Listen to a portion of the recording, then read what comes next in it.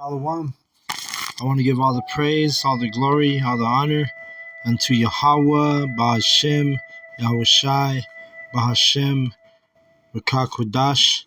Double honors goes out to the elder apostles of Great Millstone for teaching me the truth. Also, I want to acknowledge all the Akyam who are pushing the truth with sincerity throughout the four corners of the earth. And shalom to the elect, okay? All right, I'm in Matthew 19 today through the Spirit, and I'm at verse 13. It says, Then were there brought unto him little children, and he should put his hands on them and pray, and the disciples rebuked him. But Yahawahshis said, Suffer little children, and forbid them not to come unto me, for such is the kingdom of heaven. Okay? And yeah, it goes into, actual small children. But also, don't forget that the metaphor and the parable for the little children are the ones who are receiving the truth and who are new to the truth, right? You're considered a babe in the truth, right? A babe, insignificant, newly, born again, if you will, nourished, newly nourished. And what nourishes us? The truth. It's the scriptures is what give us our nourishment, right? But in this example, Yahawahshis, he had actual children, right? And it was Israelite children, okay? But children are more innocent, right? Just by nature, right? So it's because they haven't been defiled. Like let's say I had a baby this tomorrow, right? Say I had a woman and she had a baby tomorrow. Well, that babe is going to be raised up in the truth, right? So that babe will be in the truth. But for me, myself, I didn't come across this knowledge until I was 36, 37 years old, right? Now I was probably 37. Now I'm 47. I might have even been 38. I'm not sure. But the point is, I'm only what, 8 or 9, 10 years old in this truth, which I'm still a child, likened unto a child in the truth. So, and it goes into an innocence, right? There's an element of innocence with children. They're not defiled like a 45-year-old woman. She's going to be defiled compared to a 10-year-old virgin or a 10-year-old maiden, right? Verse 15, and he laid his hands on them and departed thence. And behold, one came and said unto him, Good master, what good thing shall I do that I may have eternal life? And he said unto him, Why callest thou me good? There is none good but one, that is the Most High. But if thou wilt enter into life, keep the commandments, right? So again, Yahawahshis says, hey, keep the commandments. So what the hell are these Christians talking about? There's, they say, oh, we're saved by grace. We don't need to worry about the law. We don't need to worry about the commandments. Several scriptures in the Bible which tell us that we need to keep the commandments to the best of our ability, right? Because we'll never keep them to perfection. And the commandments will never save us, but it doesn't mean they're obsolete. It doesn't mean you don't keep them to the best of your ability, right? And also, this man, he said good, calling Yahawahshis good master, a form of flattery, right? And, if you're sincere and you're in this truth, anytime somebody tries to flatter you, in this truth, in this knowledge, it's sometimes it can make you feel uncomfortable. Like I'll start out with the elders. They had one of the brothers visit the camp, and he was all about that type of flattery, and kept giving them nice words, like to the point where it's too much, where they had to literally like check him and say, hey, jokingly they told him, hey, if you want to be like that, we know somewhere where you can go. You can go to the IUIC. They love that kind of stuff over there. They love to be flattered over there. But in reality, when someone is like, is giving you too much flattery, if you're sincere in this truth, it's going to make you uncomfortable, So Yahawahshis, he checked him basically. He said, hey, look, um, you know, he said, "Look, man, there's no one's good but Yahawah, right?" So it's just a point to make, flattery, or sometimes someone might, I'll give you an example. I have a cousin in the world. He and he watches the videos. He knows, he studies. He's from what I know, he's sincere about learning, right? And I remember a while back, this is probably 2 years ago or so, but it wasn't like he was trying to flatter me, overly flatter me with his words. But he called me, and I'm his cousin, so in Spanish, he said primo, and he said, "Hey, what's up, primo, the prophet?" And not that I didn't check him, but I just said, "Look, just call me, just call me Shabai, or I'm still just a brother. Which brother means, uh, it's brother is a brother in this truth, right? Even though he's my cousin, he's my brother. But just as an example, we're not like I say, I'll keep saying it. If we're sincere in this knowledge, we're not gonna be one flattery. You just don't want to. It's just remain humble. Because if someone's always flattering you like that, and always trying to, you see people when they get flattered, it could get to somebody's head, or it could, they may not be humble like they need to be, because we're called to be humble in this truth. Whether we are a good person or not, that's for Yahawah bahashem Yahushai to decide at the end of the day, right? So we just want to be basic men, and like the elders, they said, hey, that actually made them feel uncomfortable when they had a visitor, and he was just, he was too flattering with his words. So that's because we have the same spirit as Yahawahshai, But anyway, moving on. Verse 18. He saith unto him, which Yahawahshai said, Thou shalt not do no murder, thou shalt not commit adultery, thou shalt not steal, thou shalt not bear false witness. Okay.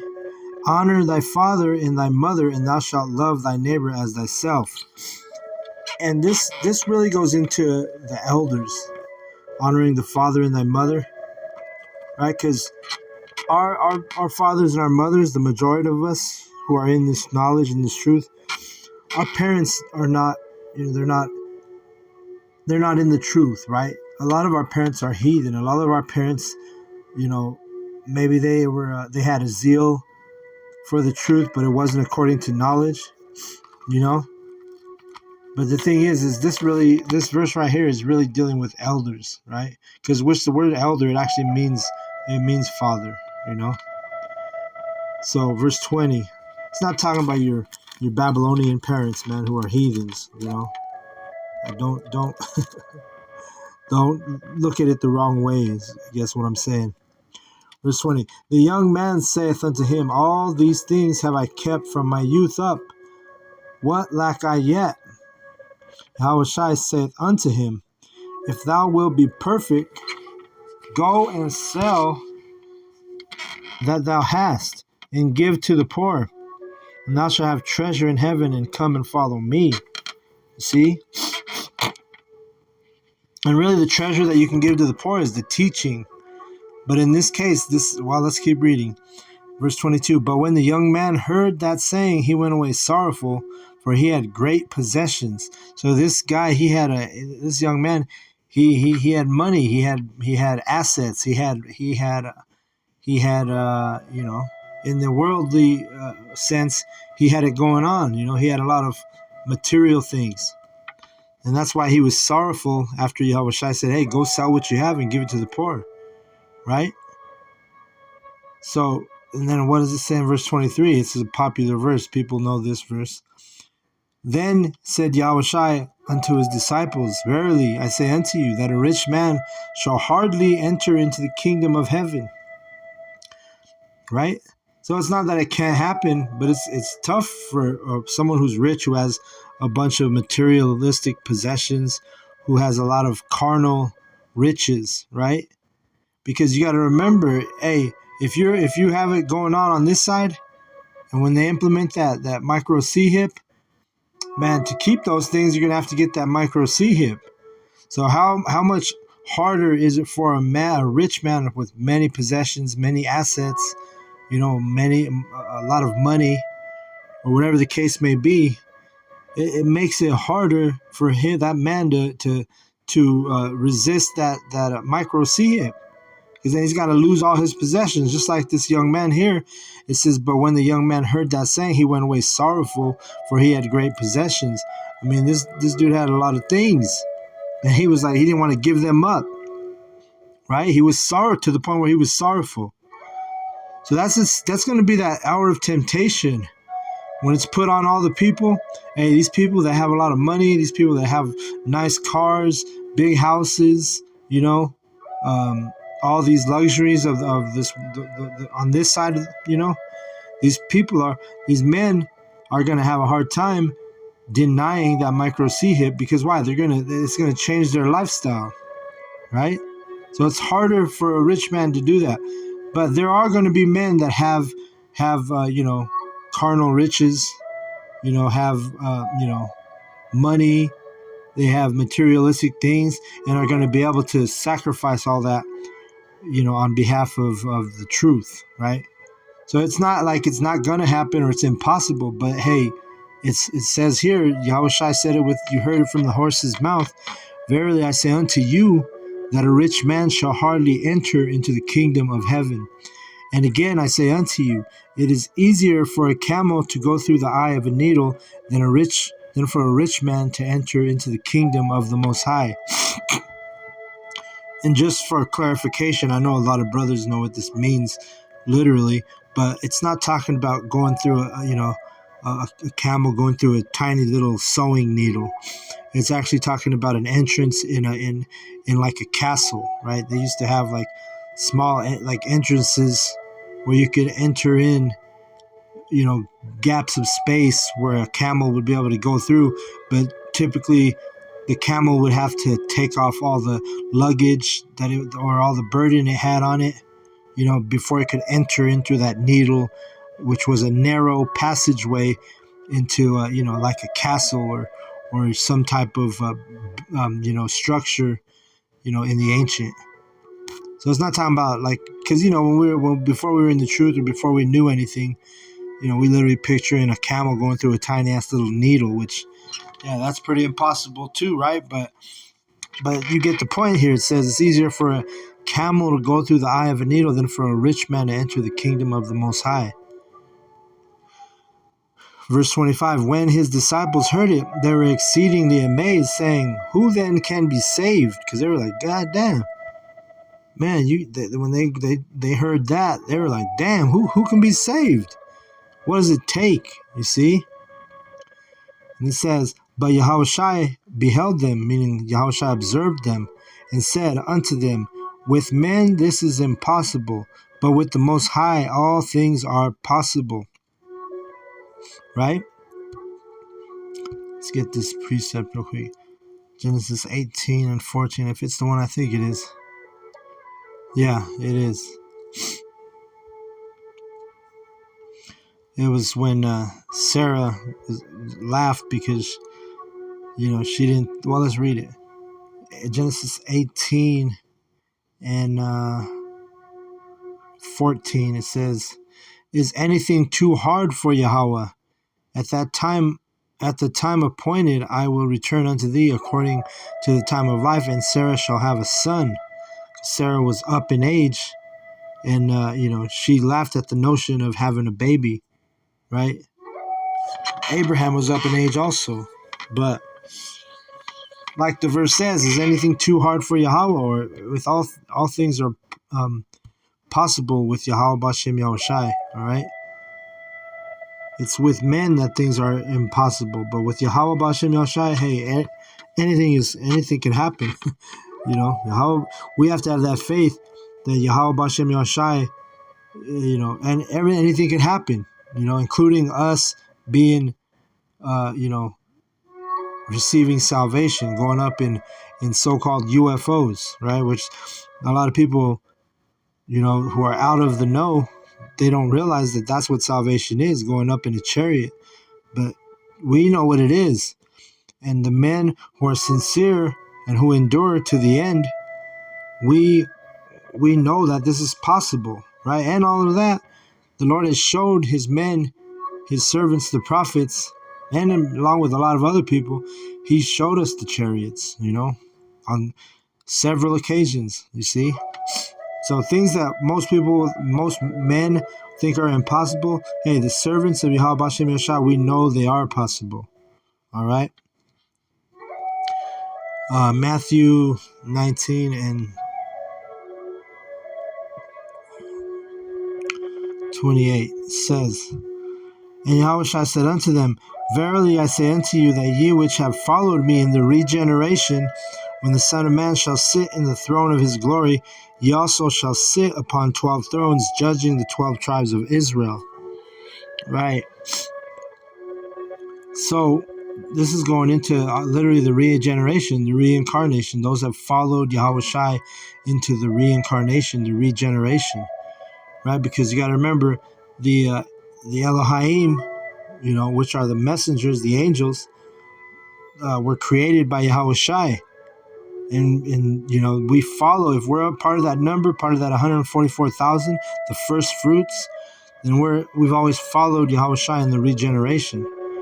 The prophets always find their lot. The prophets are subject unto the prophets, as it is written. Let me grab that verse real quick. The prophets are subject unto the prophets, right? That's in 1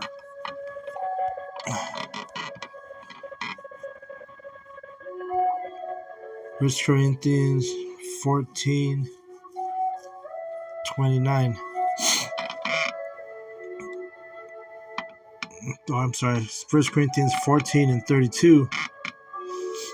Let me see.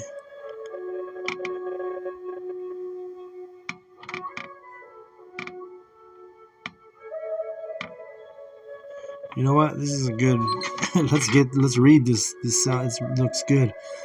1 Corinthians 14, and I'll start at 27. If any man speak in an unknown tongue, let it be by two, or at the most by three, and that by course, and let one interpret. All right. But if there be no interpreter, let him keep silence in the church, and let him speak to himself and to the Most High. Right. So when we're in the church, this is why we're in the camps. Sometimes it's better just to keep silence than to give the vain sacrifice of fools. Right. Sacrifice unto fools by breaking things down wrong and interpreting things down wrong. Right. So it says in verse 29, let the prophets speak 2 or 3, and let the other judge, right? If anything be revealed to another that sitteth by, let the first hold his peace. You got to know when to hold your peace, even at the camp, right? It's actually like I've heard Elder Apostle Gabar, keeping silent and knowing when to speak, that's an art. It's actually an art, to know when to speak and know when to not speak, Verse 31. Hey man, honestly, one of the things I've learned, because I've since I've first came into this knowledge and this truth, I always had a spirit of, I wanted to talk, I wanted to teach, and I've learned that, through correction in sometimes, that hey, sometimes it's better to shut up. Don't say anything, just keep quiet, right? But it says here, 31, for ye may all prophesy one by one, that all may learn and all may be comforted. Right, because when you're on the camps, the spirit, it'll jump on from one brother to the next brother to the next brother. Right, we have our main speaker, obviously, right? Like all the camps, you have a main speaker, then you have the other brothers who will pull out precepts and And, here and there, brothers will break down the precepts, but there's usually in all the camps, there's always usually a main speaker, right? And this is how we all learn, and everybody else is watching us learns, because if we're all talking at the same time and stepping on each other's toes and this and that, then there's really no edification that's going to come out of that. So anyway, verse 32, and the spirits of the prophets are subject to the prophets, all right?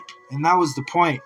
The spirits of the prophets, meaning, the spirits were subject unto the prophets. So if your spirit, when in the ancient, you were one of the first fruits, you were one of the Elohim created by Yahawahshis, well, guess what? You're gonna, every single captivity that the Israelites have been in, we've always been born prophets, right? Yahawah bahashem Yahawahshis ordained us prophets in our mother's womb. It says in Isaiah 1 and 5, or no, 1 and 3, or no, you know what? I'm way up. It's actually Jeremiah 1 and 5. It says, before I formed thee in the belly, I knew thee, and before thou camest forth out of the womb, I sanctified thee, and I ordained thee a prophet unto the nations. So of course, he's the father of all spirits, Yahawah, but he's saying to Jeremiah, I knew you before you came out your mother's womb. Why? Because Jeremiah was regenerated, reincarnated, all right? So Yahawah always knew that spirit of Jeremiah. He always knew all the spirit of all the prophets. But Jeremiah and all the other prophets of ancient, they're all on the scene right now, right? So we don't know who's who, but we know that every reincarnation, every regeneration that happens, we end up finding our lot, right? Let me go to Daniel real quick. Daniel 12 and 13, he says to Daniel in 12 and 13, but go thou thy way till the end be, for thou shalt rest and stand in thy lot at the end of the days. So, meaning Daniel he told Daniel, go your way, and then you're going to rest, meaning you're going to die. And then guess what? You're going to find your lot. You're going to stand in your lot at the end of the days, meaning in the last days, he'd be reincarnated, regenerated, and he would be, like it says, the prophets are subject unto the prophets. The spirits of let's go grab, I just read it. 1 Corinthians 14 and 32, right? 1 Corinthians 14 and 32, it says, and the spirits of the prophets are subject to the prophets, all right? So if you're a prophet in the ancient, every time you've been reincarnated, every time you've been regenerated on this earth, yeah, you may have went through captivity, or not you may have, but you did go through captivity as an Israelite man, Israelite prophet.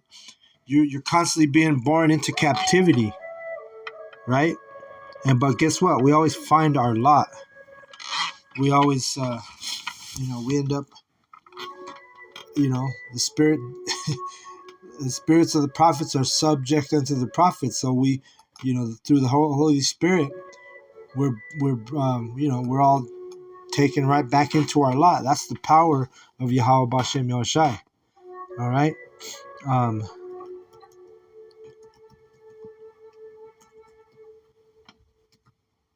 Let me see. There's another example I want to bring out.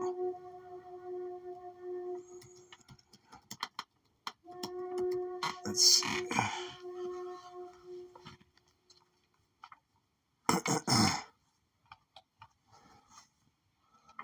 Shit, man. My computer. I don't know if brothers know about this, but you have this thing called Copilot, and for me, it's annoying. It's just freaking out. Maybe I'm not used to it, but it's super annoying.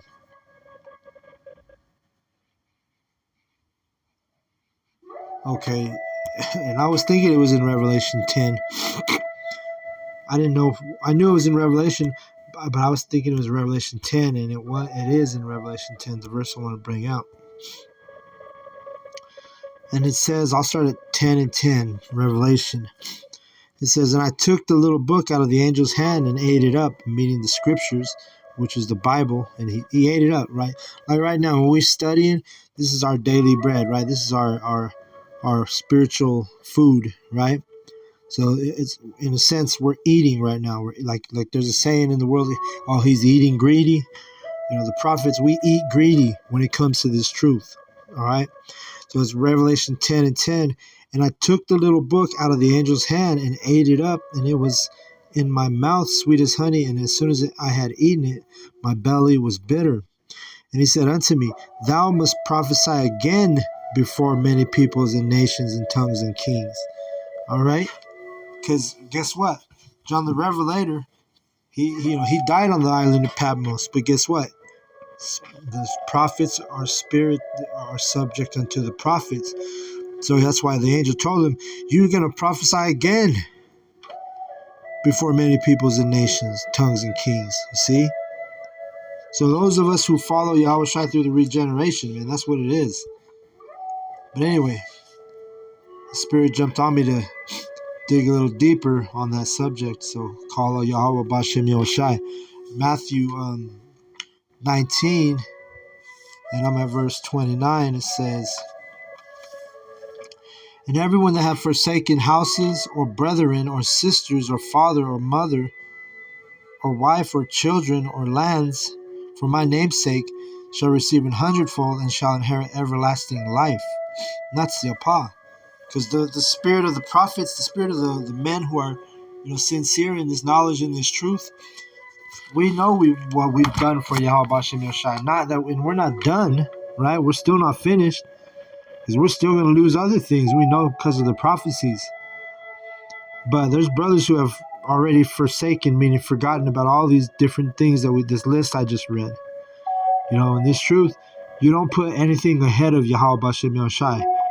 Not your father, your mother, your wife, your kids, your land, if you have property. For Yahawah bahashem Yahushai's namesake, we put them first. Hey, guess what? We're going to receive 100-fold and inherit everlasting life. Okay? It says, but many that are first shall be last, and the last shall be first. Right? So that's what it is, brothers. We just got to keep pushing, keep enduring. We already know through the prophecy that, we're set up to lose things, right? That's why, again, it's hard for a rich man to enter the kingdom of heaven. Because why? He's not prepared to lose all his riches. He's not prepared to lose his carnal, his carnal things that he has on this side, right? And that's why, the Apostle Gabar, he also brings up a lot about, a lot of the men who are in this truth, we're not the richest men on the planet. We don't have all the riches. We don't have all the material things. A lot of us suffer. Well, not all, a lot of us. The whole body suffers on behalf of this truth for the Yahawah bahashem Yahushai's namesake. See. So that's what it is. But we know through faith and through prophecy that we're going to receive everlasting life and receive 100-fold, right? Let me grab this verse to close out on.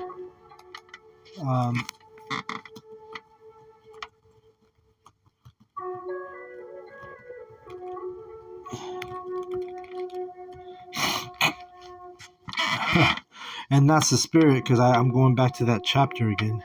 Oops.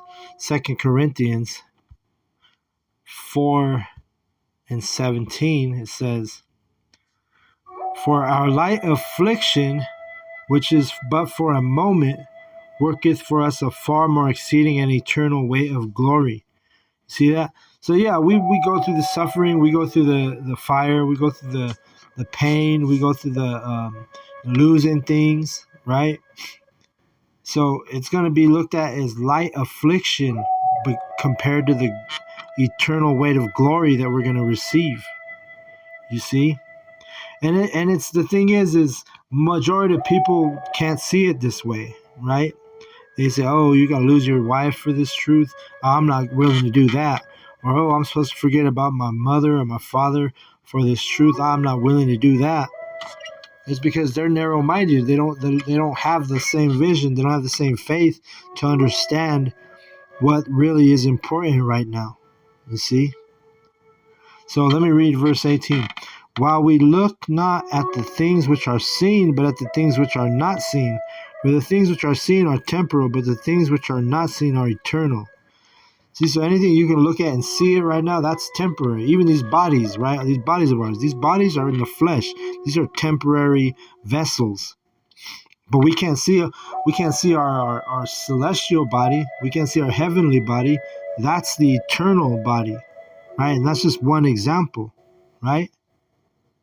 So everything on this side, man, it's like we read earlier, or like we read in 17. For our light affliction, which is but for a moment, and even though it could be 50 years, 60 years, you live on this earth, 80, whatever it is, that's going to be considered a light affliction and a moment when you compare it to eternal, the eternal weight of glory that we're about to come into. You see?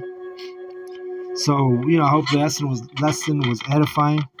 I want to give all the praise, all the glory, all the honor unto Yahawah, bahashem, Yahawahshis, bahashem, Rikakwadash. Double honors goes out to the elder apostles of Great Millstone for teaching me the truth. Also, one acknowledge Alakim, who are pushing the truth with sincerity throughout the four corners of the earth. Shalom to the elect.